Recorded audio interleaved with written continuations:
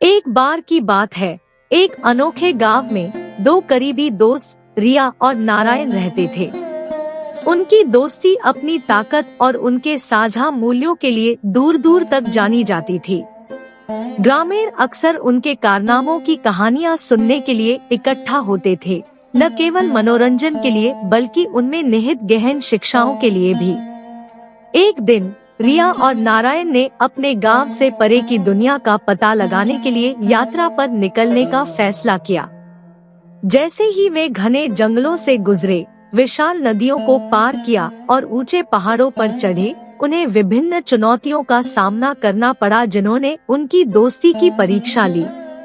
इन परीक्षणों के दौरान ही उनके चरित्रों का असली सार सामने आया। एक अवसर पर उनकी नजर टूटे हुए पंख वाले एक घायल पक्षी पर पड़ी।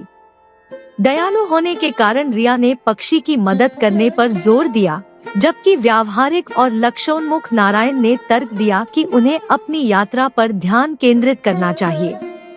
इस दुविधा ने उनके लिए एक दूसरे के दृष्टिकोण को समझने और उसकी सराहना करने का अवसर प्रस्तुत किया। आखिरकार उन्होंने अपनी यात्रा जारी रखने से पहले पक्षी की देखभाल कर उसे स्वस्थ करने का निर्णय लिया। दयालुता के इस कार्य ने न केवल उनके बंधन को मजबूत किया बल्कि उन्हें विपरीत परिस्थितियों में सहानुभूति और करुणा का महत्व भी सिखाया। जैसे जैसे उनकी यात्रा आगे बढ़ती गई, रिया और नारायण की मुलाकात एक बुद्धिमान वृद्ध ऋषि से हुई, जिन्होंने जीवन की मूल्यवान शिक्षाएं दी। ऋषि ने अपने सभी व्यवहारों में सत्यनिष्ठा और ईमानदारी के महत्व पर जोर दिया। ऋषि की शिक्षाओं से प्रभावित होकर रिया और नारायण ने अपने जीवन में इन गुणों को बनाए रखने का संकल्प लिया। उनके संकल्प की परीक्षा तब हुई जब उनकी नजर एक थके हुए यात्री द्वारा खोए हुए सोने के सिक्कों से भरे थैले पर पड़ी। प्रलोभन बड़ा था, लेकिन ईमानदारी के प्रति उनकी प्रतिबद्धता प्रबल रही। उन्होंने यात्री का पता लगाया और खोई हुई संपत्ति लौटा दी, ग्रामीणों का सम्मान और प्रशंसा अर्जित की, और इससे भी महत्वपूर्ण बात यह है कि अपने स्वयं के नैतिक सिद्धांतों को मजबूत किया।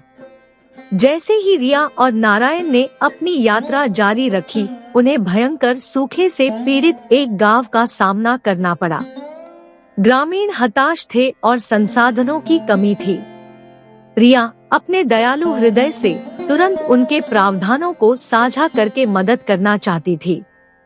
हालांकि नारायण ने ग्रामीणों को जल संरक्षण तकनीक और कृषि पद्धतियां सिखाकर अधिक टिकाऊ समाधान का सुझाव दिया।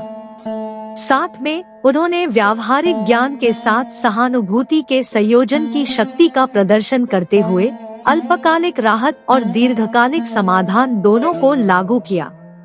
गांव समृद्ध हुआ और दोनों को एहसास हुआ कि उनकी विविध ताकतें संयुक्त होने पर सकारात्मक बदलाव ला सकती हैं।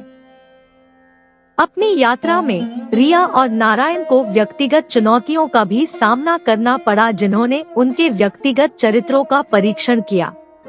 रिया आत्मसंदेह से जूझ रही थी, जबकि नारायण अपनी पिछली गलतियों के परिणामों का सामना कर रहा था। आपसी सहयोग और समझ के माध्यम से उन्होंने इन बाधाओं को पार कर लिया, समझदार और अधिक लचीले बनकर उभरे। जैसे ही वे अपनी यात्रा के अंत तक पहुँचे और अपने गांव लौटे, रिया और नारायण न केवल व्यक्तिगत रूप से विकसित हुए थे, बल्कि उन्होंने जिन जिंदगियों को छुआ था, उन पर एक अमिट छाप भी छोड़ दी थी। उनकी कहानियों से प्रेरित होकर ग्रामीणों ने करुणा, ईमानदारी और व्यावहारिक ज्ञान के सिद्धांतों को अपने जीवन में अपनाना शुरू कर दिया।